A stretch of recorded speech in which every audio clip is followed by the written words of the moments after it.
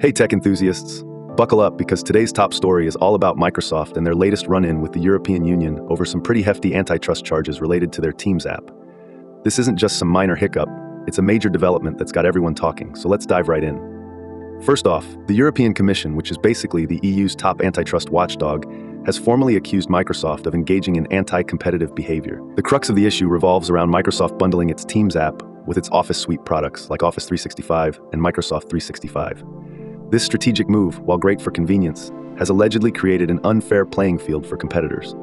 The complaint traces back to 2020 when Slack, now owned by Salesforce, filed a complaint stating that Microsoft's bundling practices gave Teams an undue advantage. Slack argued that by offering Teams as an automatic part of the Office suite, Microsoft was essentially denying rivals a fair chance to compete.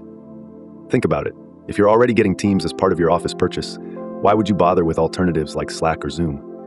Margrethe Vestager, the EU's Executive Vice President for Competition Policy, seemed quite stern in her tone, stating that if these practices are confirmed, they would be illegal under EU competition rules.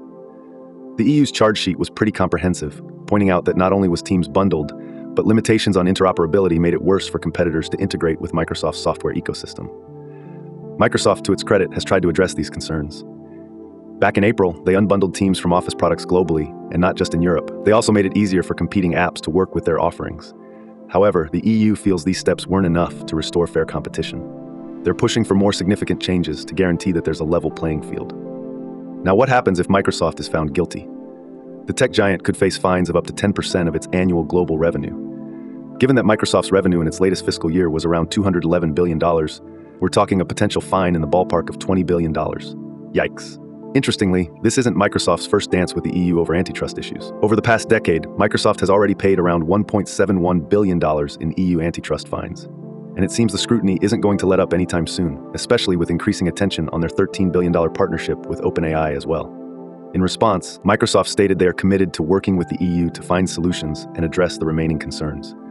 Brad Smith, Microsoft's president, has emphasized the company's willingness to make further adjustments. Salesforce and other competitors like AlphaView are openly welcoming these charges, calling it a win for customer choice and fair competition. So what started as a convenience for users has turned into a legal labyrinth for Microsoft. It's a stark reminder that business strategies might look clever on paper, but can have massive repercussions in practice. For now, we'll wait and see how this corporate drama unfolds. Stay tuned for more updates because this story is far from over. Thanks for watching to the end.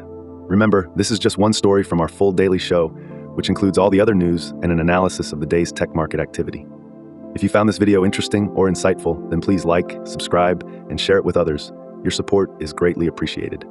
Catch you later.